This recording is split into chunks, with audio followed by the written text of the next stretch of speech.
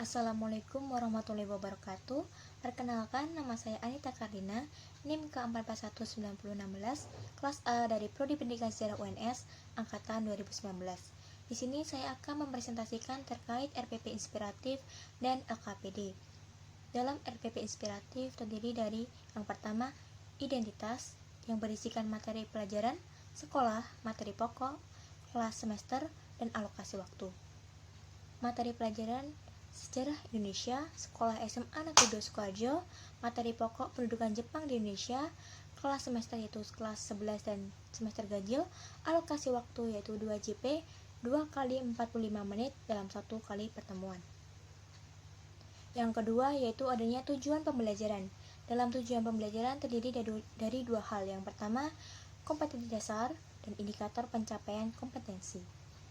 Kompetensi dasarnya yaitu 3.5, menganalisis sifat pendudukan Jepang dan respon bangsa Indonesia.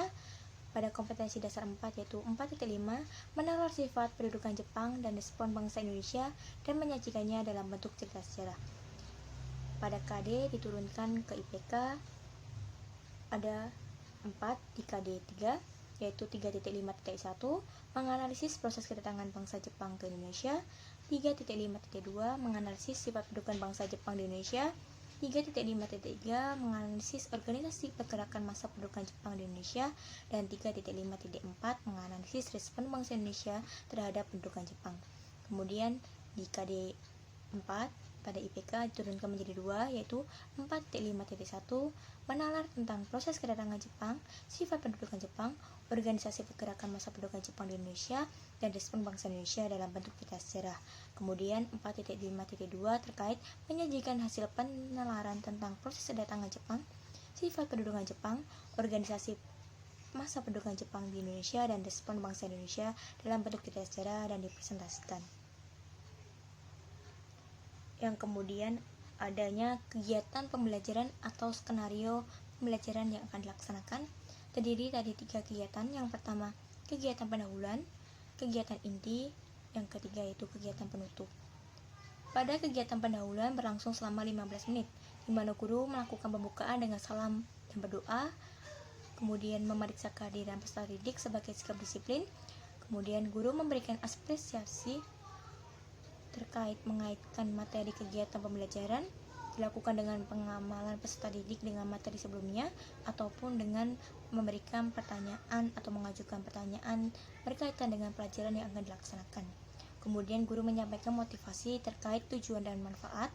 Kemudian guru menjelaskan hal-hal yang akan dipelajari dengan menampilkan PPT terkait kompetensi, indikator KKM yang akan dicapai, pembagian kelompok sesuai dengan IPK, kemudian adanya gambaran kependudukan Jepang di Indonesia dan metode yang akan ditempuh, serta pembagian LKPD kepada peserta didik.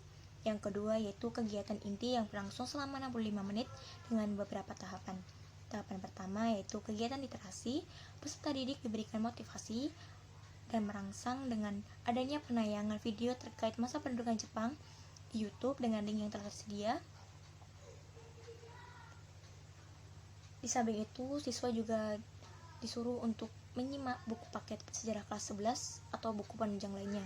Kemudian tahapan selanjutnya itu critical thinking, di mana guru memberikan kesempatan kepada peserta didik untuk mengidentifikasi sebanyak mungkin hal-hal yang belum dipahami. Kemudian di collaboration, di mana peserta didik telah dibagi menjadi kelompok, kemudian didiskusikan dan mengolah informasi yang telah diperoleh pada lembar kerja kelompok atau LKPD. Kemudian communication, di mana peserta didik mempresentasikan hasil kerja kelompok secara klasikal dengan mengemukakan pendapat atas presentasi dan dilakukan tanggapan kembali oleh kelompok yang mempresentasikan. Kemudian ada tahapan creativity, di mana masing-masing kelompok membuat semua kesimpulan terkait pendudukan Jepang di Indonesia di lembar kerja kelompok. Kemudian peserta didik juga diberikan kesempatan untuk menanyakan kembali hal-hal yang belum dipahami. Kegiatan selanjutnya yaitu kegiatan penutup yang berlangsung selama 10 menit, di mana guru dan siswa bersama-sama melakukan kilas balik terkait kesimpulan, poin-poin pembelajaran, serta nilai karakter yang didapatkan. Guru memberikan apresiasi kepada peserta didik. Kemudian guru memberikan evaluasi pembelajaran dengan adanya tes formatif untuk mengetahui daya serap terkait pelajaran yang telah diberikan dengan memberikan pertanyaan kepada beberapa siswa terkait materi. Kemudian adanya pengumpulan lembar kerja portofolio diskusi kelompok dan adanya pemberian penugasan individu terkait karya tulis yang bertema seandainya aku menjadi pemuda di masa penjajahan Jepang. Kemudian dikumpulkan pada pertemuan depan. Kemudian memberikan informasi terkait pembelajaran pertemuan selanjutnya. Yang terakhir, guru menutup pelajaran dengan salam. Selanjutnya adalah penilaian. Dalam penilaian terdiri ada 3 hal yang dinilai. Yang pertama, sikap yang berisikan lembar observasi terkait penilaian sikap saat bekerja sama dalam kelompok maupun presentasi. Kemudian pengetahuan, tes uraian dan penugasan individu, keterampilan terkait unjuk kerja diskusi dan presentasi, dan portofolio kelompok. Kemudian adanya tanda tangan yang diketahui oleh kepala sekolah dan guru mata pelajaran. Selanjutnya adalah lembar lampiran. Di sini ada beberapa hal. Yang pertama yaitu instrumen penilaian sikap terkait penilaian observasi yang dinilai yaitu aspek perilaku yang dinilai bekerja sama, aktif, jujur, tanggung jawab, dan disiplin dengan skor penilaian di bawah ini. Kemudian yang kedua adanya instrumen penilaian pengetahuan yaitu tertulis uraian pada lembar kerja siswa terkait kartu soal uraian bawah ini terkait kompetensi dasar 3.5 terkait pengetahuan, di mana materinya ada materi kedatangan Jepang, sifat pendudukan Jepang, organisasi pergerakan masa pendudukan Jepang di Indonesia, dan respon bangsa Indonesia. Di sini ada indikator soalnya dengan level kognitifnya yaitu C4. Kemudian berikut ini adalah soal uraian yang terdiri dari 5 soal. Kemudian di bawah ini adalah pedoman skoran dengan setiap soal diberi nilai 5 dengan kriteria jawaban lengkap, jawaban kurang lengkap, jawaban salah, dan tidak dijawab. Selanjutnya ada kunci jawaban terkait soal uraian. Kemudian adanya penugasan individu terkait karya tulis seandainya aku menjadi pemuda di masa penjajahan Jepang yang dikumpulkan pada pertemuan depan.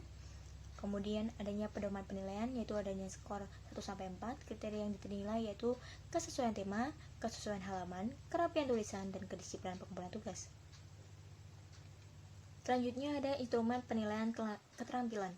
Di sini yaitu adanya penilaian aspek kecakapan yang dinilai adalah intonasi, pelafalan, kelancaran, ekspresi, penampilan, dan gestur. Kemudian ada penilaian kegiatan diskusi terkait yang dinilai yaitu penugasan materi diskusi, kemampuan menjawab pertanyaan, kemampuan mengolah kata, dan kemampuan menyelesaikan masalah. Kemudian adanya penilaian presentasi yang dinilai terkait menjelaskan, memvisualisasikan, dan merespon. Di sini ada keterangannya dan skor rentangnya 1-4. Kemudian adanya penilaian portofolio terkait hasil laporan diskusi. Di bawah ini ada LKPD atau lembar kerja peserta didik. Di sini adanya identitas yang harus dicantumkan terkait mata pelajaran, kelas, semester, materi pokok, hari tanggal, kelompok, nama anggota, dan di sini ada kontak terkait nilai atau predikat. Kemudian selanjutnya ada petunjuk kegiatan pembelajaran yang dilakukan atau digunakan agar peserta didik mengetahui apa yang akan dilaksanakan atau kegiatan apa yang harus dilakukan. Ini ada pertanyaan digunakan untuk membantu peserta didik menemukan informasi, adanya 5 soal. Kemudian ada gambar masa pendudukan Jepang di Indonesia agar peserta didik mengetahui bagaimana pendudukan Jepang di Indonesia. Selanjutnya ini adalah subbab terkait pembagian kelompok. Di bawah ini adalah lembar jawaban. Selanjutnya ini adalah pedoman perskoran.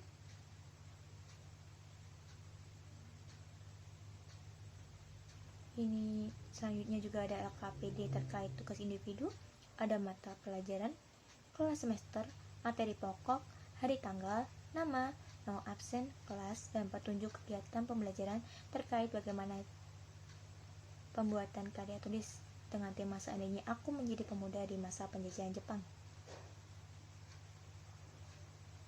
Di bawah ini adalah lembar jawaban.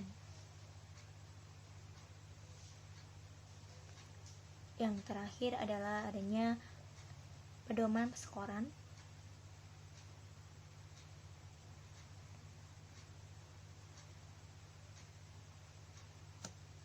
Sekian presentasi dari saya, kurang lebihnya mohon maaf. Wassalamualaikum warahmatullahi wabarakatuh.